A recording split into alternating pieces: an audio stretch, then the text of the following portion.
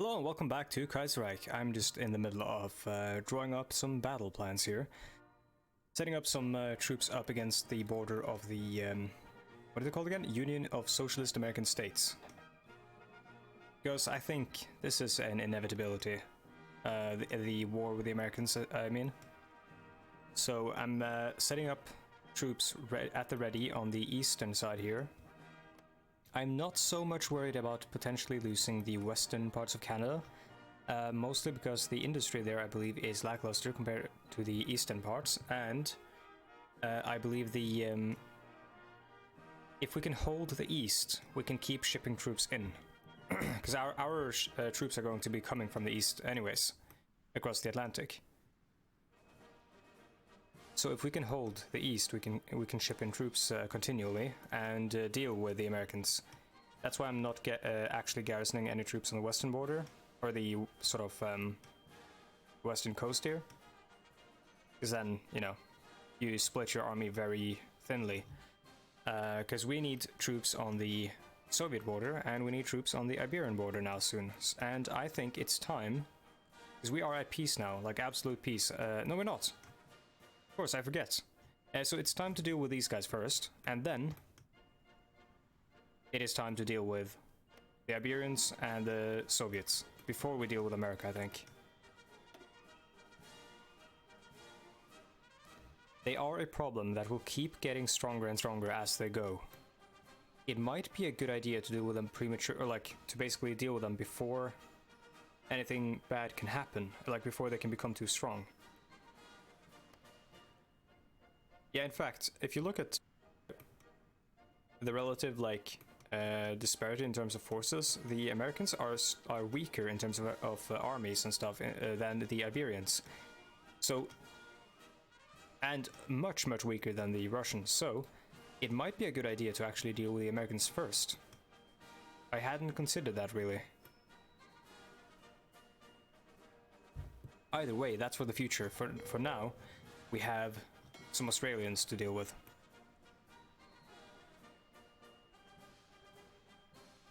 Let's reassign the German Empire Flotilla here. That should be called that. It should be called the Pacific Submarine Fleet.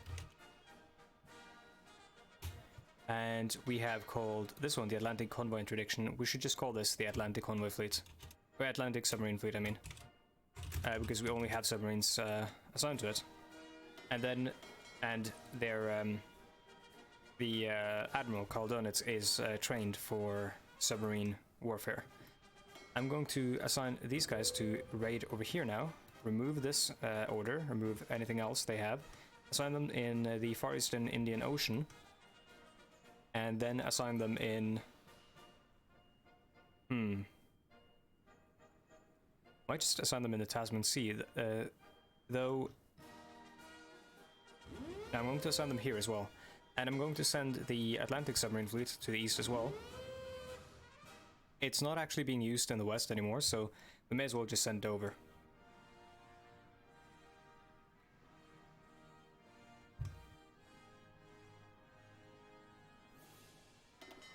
In fact, they don't even have orders.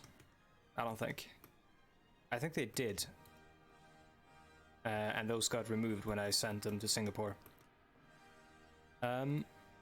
So the High Sea Fleet, we'll keep them at the ready, and we'll actually base them...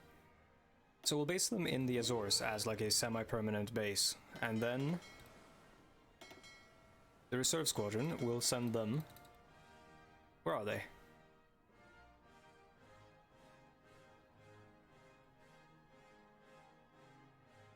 We'll put them in Portugal, in Lisbon.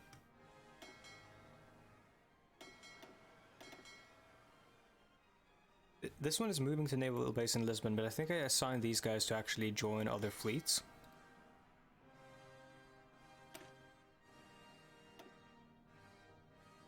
Yeah, I think I've sent this one to join something else.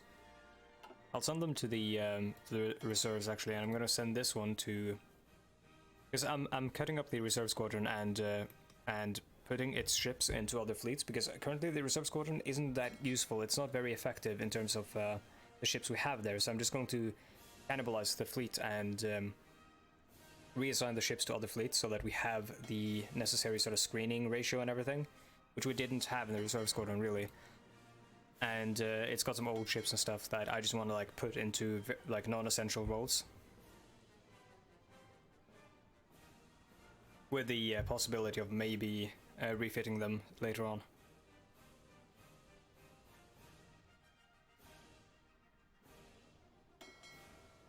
So a lot of destroyers, they're actually type 3, so that's interwar. That's not the worst. We can assign them to... Could assign them to an anti-submarine squadron. The Americans are bound to have submarines, at least some of them. Yeah, let's send them to ASW Squadron A. And I think we are good to unpause. Got so much, like, extra land here in Nassau and everything. We have a hefty political power deficit right now, but we're no longer occupying so much, so that should slowly but surely fix itself, I hope. We can also choose to not do focuses for a while, but then I think some people in the comments who I promised to deal with Austria, whom I gave a promise that I would deal with Austria, might feel betrayed, so maybe we'll not do that. Let's see, we'll keep making synthetic refineries and keep making, we don't even need civilian factories at all, but we'll keep making our, expanding our radar installations.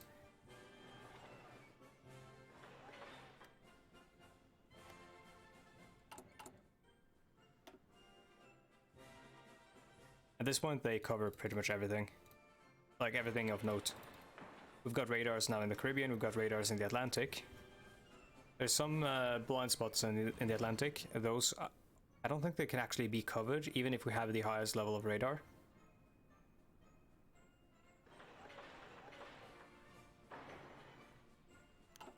There we go. And, oh, the Imperial Scientific and Academic Council. The Canadian government has formed an Imperial Scientific and I can't speak properly, and Academic Council to better coordinate the research efforts of member states of the British Empire.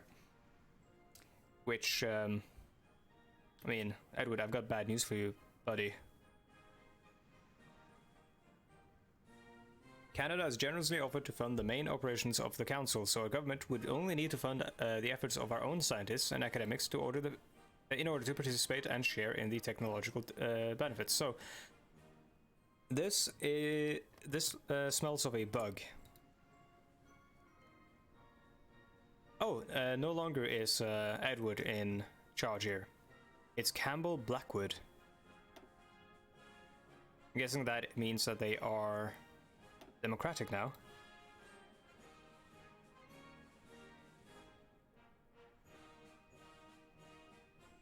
Excuse me while I quickly Google and figure out who this man is.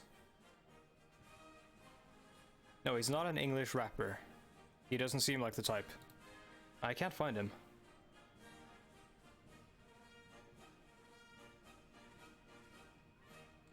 Oh well. Wikipedia seems to have nothing on him.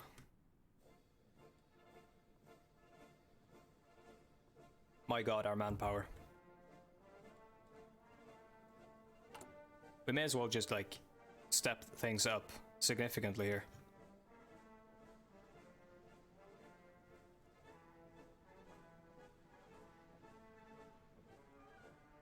We haven't even started manufacture of the Panzer divisions yet.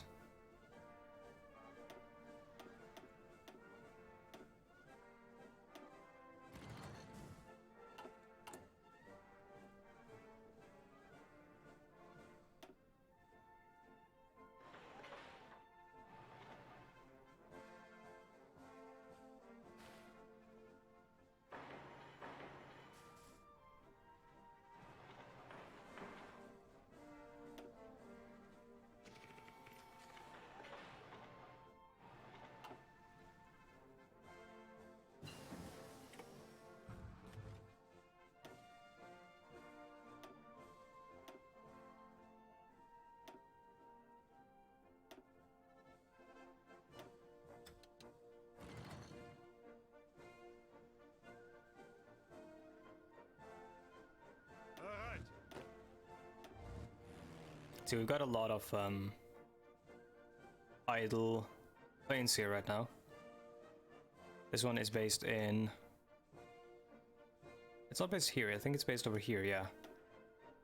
Maybe. Those are on carrier missions. I had a... There was a tactical bomber wing here. Oh well. So these guns, I'm going to reassign them to bomb New England. Actually, the Mid-Atlantic. They're not going to do that yet, obviously. They're going to do that once we get into war with, or if we get into war with the Union of Socialist American States. I'm basically just setting them up and ready to bomb high-value areas immediately.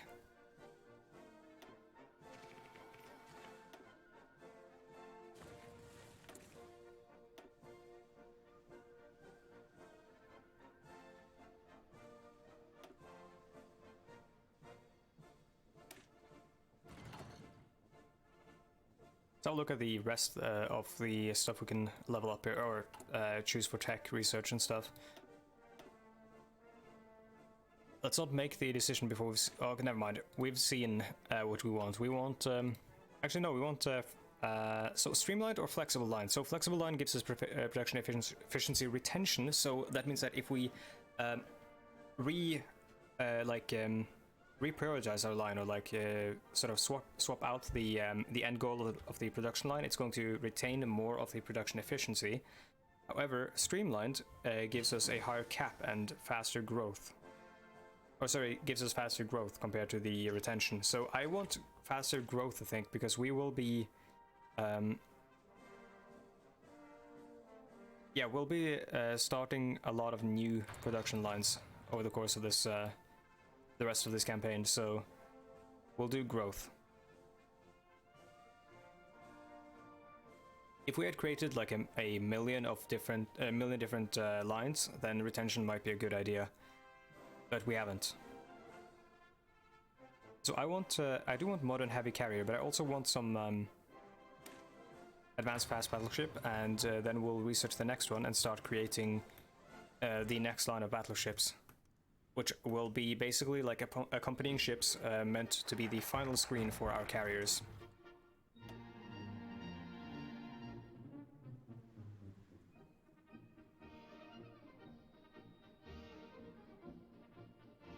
Also, sorry if I sound a bit weird. I messed up my tongue something fierce on some crackers, I think. Doesn't feel right, so my S's are kind of fucked up. I apologize if that sounds uncomfortable to you, or like if the sounds of my S's are kind of harsh and uncomfortable right now.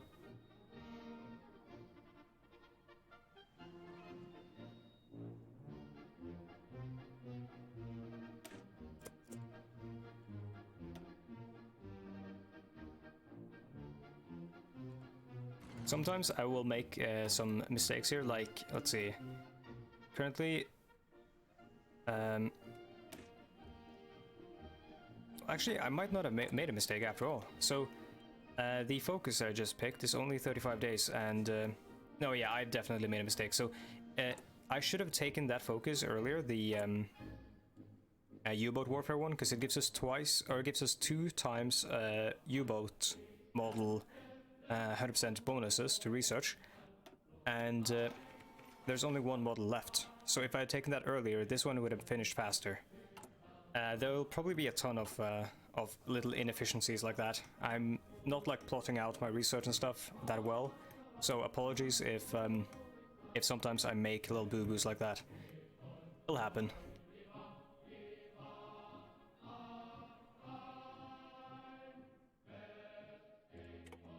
Oh, and when you hear the Wacht or Die Wacht am Rhein, you know that you are not on shuffle, you're on weighted shuffle. It's a cool tune. Obviously has some like slightly problematic connotations, or connotations, not really problematic connotations from the lyrics themselves, or I mean, it is about war, so maybe, but mostly about how the song has become like, or did become a symbol of German revanchism against France, and also like a symbol of of like German militarism and stuff, which historically hasn't really led to a lot of good things.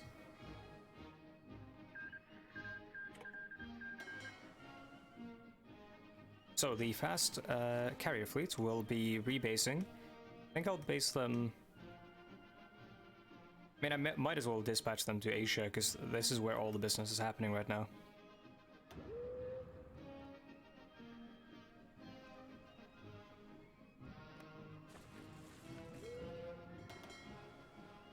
High Seas Fleet will stay here, and so will the patrol fleets.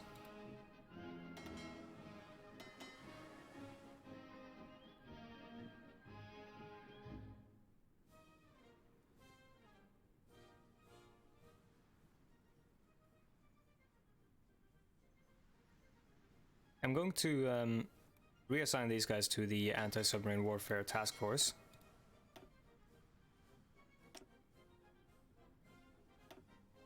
And they will be Squadron C.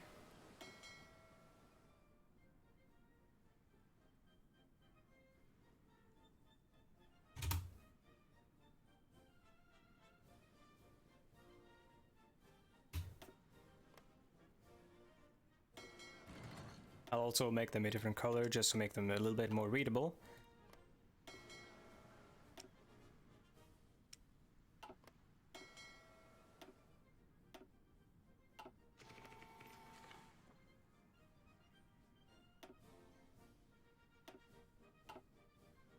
Okay, we're sinking Australian ships. And yeah, this was my concern with sending the ships over here. They're going to have destroyers and stuff out in this region, because this is where the heaviest or the most effective naval invasions would take place, because you have to invade New Zealand and stuff. And of course you gotta invade. Well, you don't have to invade over here, but if you invade in the west here, you have a lot of very treacherous terrain to march through. Some desert and a lot of hills and just wide open spaces. But if you invade on the east side, there's way less of that, and you can rush a lot of the important victory points very quickly. You can see here Darwin is 5 victory points, Perth is 3, and Fremantle is 1 of Fremantle. Adelaide is 5, so I consider this basically the distinction between Eastern Australia and Western Australia right now in the game. That is. So Adelaide is 5, Melbourne 20, Canberra 10, Sydney 20, Newcastle 1, Brisbane 5, and Townsville 1. So there's a lot more in the east. Exporting planes to Venezuela. We have been approached by an officer from the Venezuelan military looking to buy a modest amount of fighters for use by their air force. While we obviously will have to say goodbye to a part of our fighter stockpile, it will be a rather lucrative contract that would stimulate our arms industry. Sounds like a good deal. Yeah, we can spare a bunch of old fighters. We have a massive stockpile of fighters right now.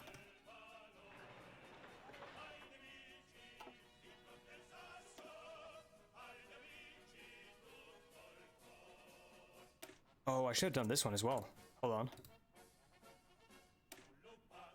Yeah, can I cancel this one, or like put it on hold and start researching something else instead? Like, we haven't done like doctrine in a long time.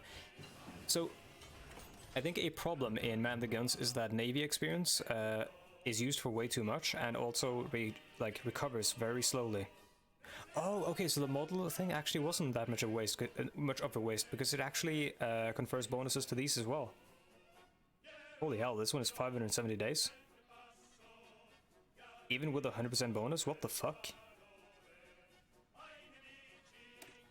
That can't be right, that must be like a buffer overflow thing or something.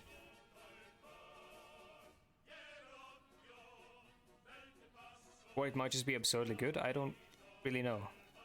Max speed, like this is really good, but this is horrible, and so is max range here.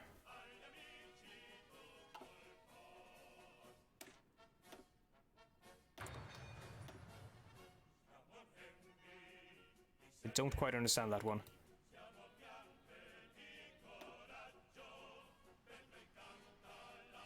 And yeah, as I said in like many episodes ago, I don't really go for these ones because of the reliability hit that you get here on ships, so I don't find it worth it really.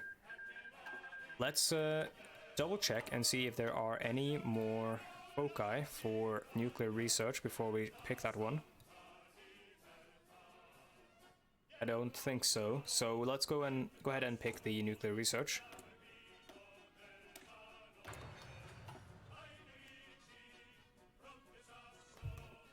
That way we can get the nuclear reactors up and running in a decent time space or time frame. I don't predict we'll have nukes until maybe 1946, I think. We might have them as early as 1945.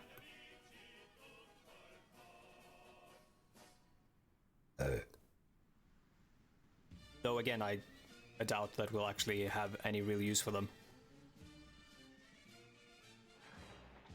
Currently we're not really using that much fuel, so let's build more stockpiles.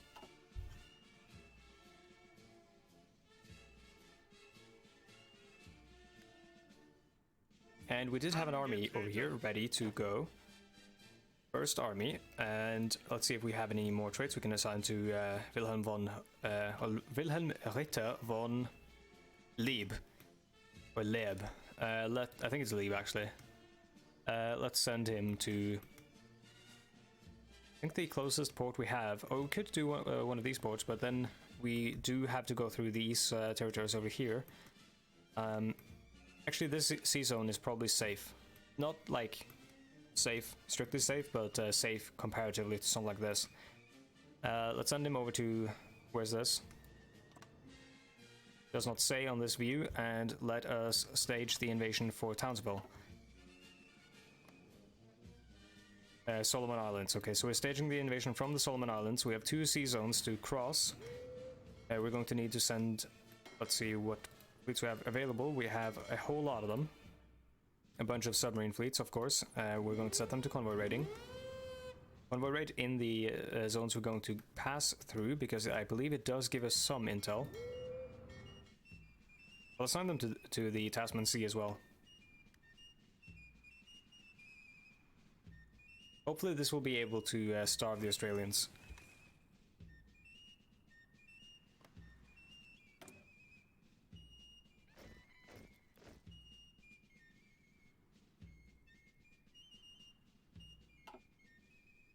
Angetreten.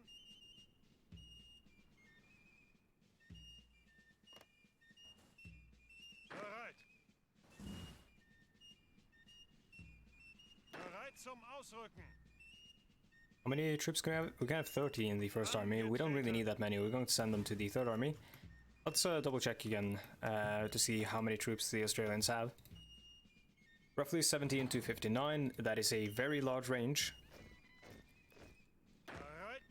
In fact, completely useless intel. Let's assign some more troops then.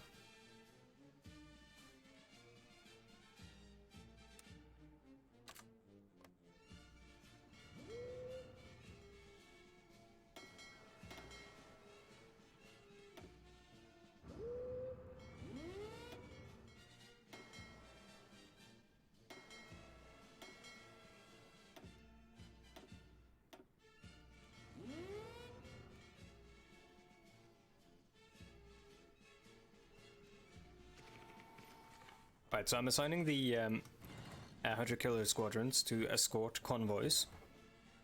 They're not actually going to be doing that, I think. They'll just be hanging around with the naval, or the troop transports, essentially, to escort them on their way towards Australia. It will prevent them from getting raided by submarines, though I doubt that's going to actually happen. But it will also provide us with some intel, I believe. Now, of course, the best way to gain intel, as always, is to assign some heavy fighters. Well, Australasia lays some more claims, as they do.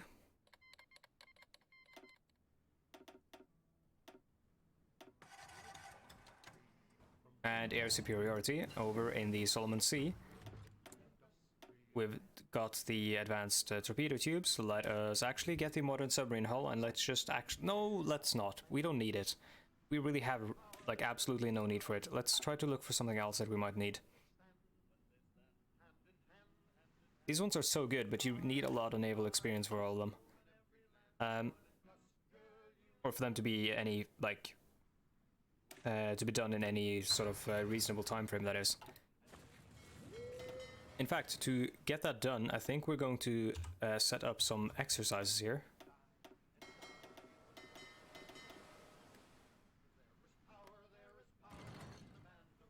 It's also going to have us using some of our fuel and our ports to repair and stuff for our naval dockyards, so that all of that stuff isn't just idle.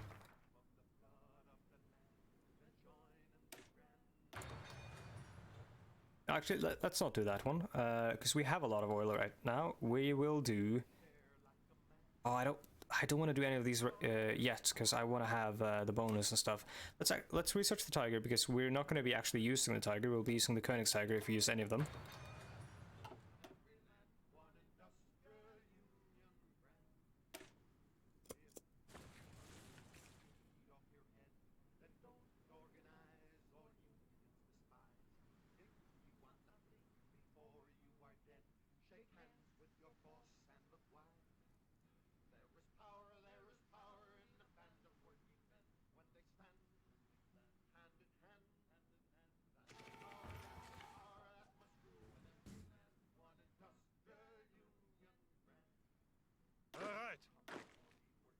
Should probably reassign the garrison here from East Asia to somewhere else. I'll put them in Ceylon, and I'll put them on I think these are the Cayman Islands, I forget, and I'll put them somewhere. Let's see here. Let's put them back in Suez again.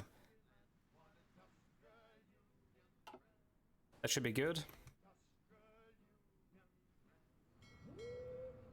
And I'm surprised we still have oil, or fuel, despite the fact that we're exercising with all of these guys. Actually, no, I'm not. These are actually very small fleets. I'm going to set the High Sea Fleet to exercise as well. It is repairing right now, though, so it's going to take a while before it begins, and when it begins, we'll probably see our fuel get sapped really hard. Whoa, this is heavy. Black is the night in the mountains march.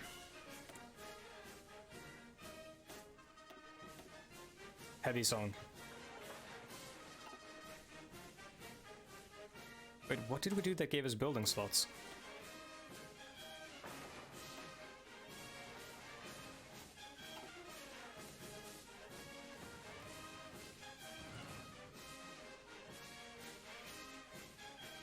Oh, it's the industry research and stuff. I think, probably.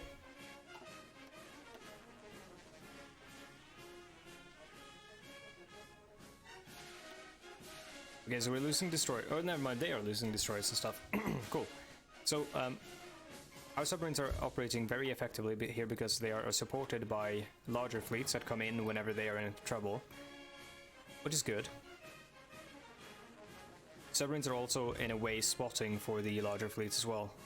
We don't actually need a lot of patrols.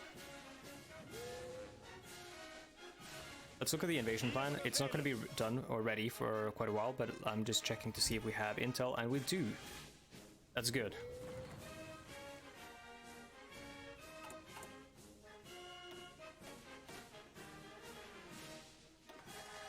Can't build air bases for our puppets. Still pisses me off.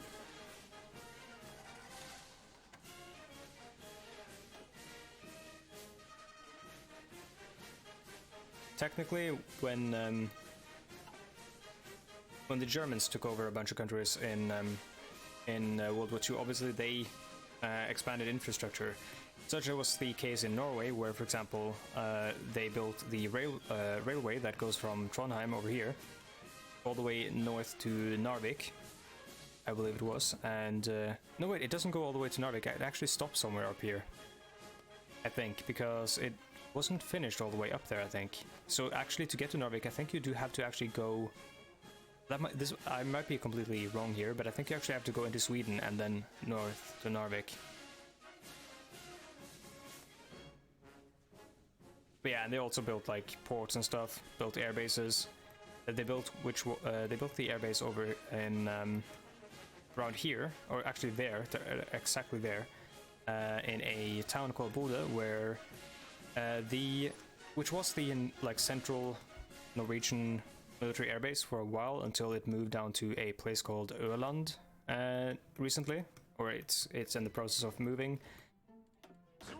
We're doing all kinds of dumb shit with our budget in Norway, the military budget. What is this? Oh, this is the paratrooper army. I didn't actually give them an icon. Let's give them something cool.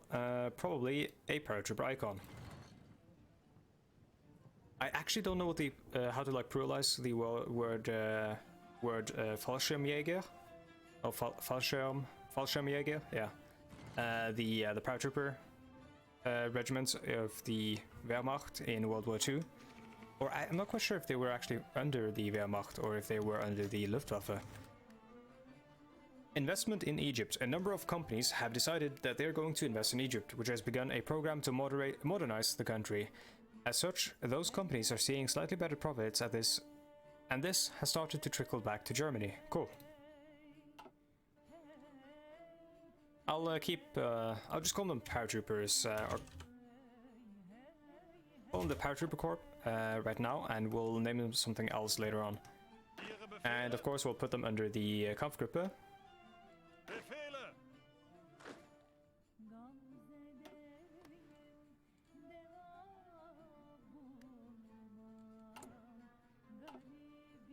Our manpower is still climbing. This is fucking insane, dude.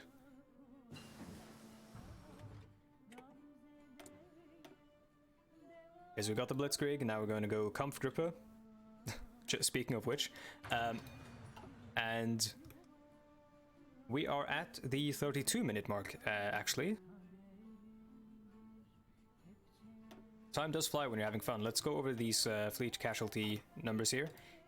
Bunch of convoys sunk. We did lose a naval or a carrier fighter, but they lost quite a lot more.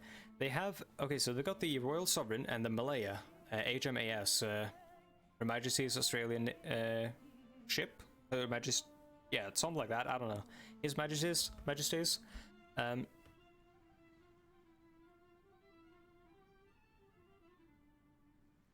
Yeah, they've got 2 battleships, a fast battleship and a Weltkrieg battlecruiser, and 2 carriers. That's probably the bulk of their navy, honestly. So we're not dealing with something that we can't, well, deal with. Right, well, let's look over the casualties. Not too much different here. This war isn't going to be that interesting casualties-wise. The Soviet-Siamese War, let's see, the Soviets have lost 500,000 and the Siamese, they have lost, or the Japanese have lost 1.4 million. I think this is roughly where it was last episode, because the frontier is quite thin. And it's not a very good terrain to fight in. There's not a lot of infrastructure and stuff, so what happens is that they end up destroying infrastructure, they can't really move, so the battle lines are very static. As well as having like mountains on the border here doesn't really help things. The Trans-Siberian Railroad does go through here, I believe. That is why they have infrastructure 3 right now. But yeah, this is just terrible places to, or terrible terrain to fight in. So this war is going to, I think, basically remain a stalemate for maybe the remainder of the game. That is until I open a front in the west. Do we have anything else that's interesting? The Ecuadorian-Chilean War, 500k, almost 800k for the Popular Republic of Peru.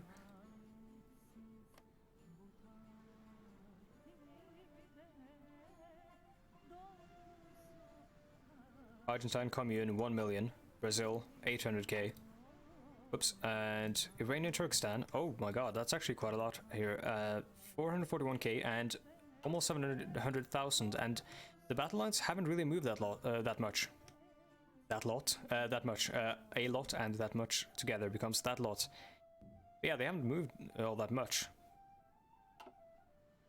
But a lot of losses have been suffered. Oh, the Indian War. Holy heck. So it's clear that the Baratia Commune are not winning, but they are inflicting extreme losses on the Indians.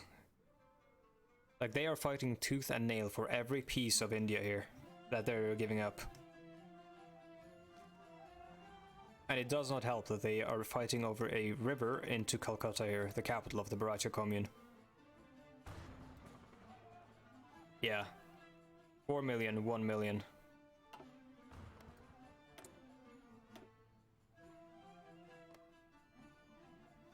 Of course, it is India, so they have manpower to spare. Anyways, that'll do it for this episode. Thank you so much for watching. Once again, there's a bunch of stuff in the description down below. Twitter, Patreon, all that stuff. Don't have to check it out if you don't want to. Twitter is useful for keeping up to date with what's happening with the videos. I'll announce schedules and stuff, and we'll announce like any sort of irregularities in the schedule and all that stuff. I might do some polling in terms of what I'll play on Twitter if I like see a significant enough engagement there. And if you want to send me memes, please do so. And also, I've started a couple of extra series, or like new series. I've got the Game of Thrones series, which has been running. I'll be releasing an episode roughly every 2 days or so, or one every other day, maybe, if I can keep that up. And also, I've started a Battle Brothers playthrough, which I urge you to check out, where I'm releasing an episode every other day. I'll be naming the characters in that playthrough after people in the comments. So go leave a comment and I'll name a brother after you. Anyways, thank you for watching, and I will see you next time. Goodbye.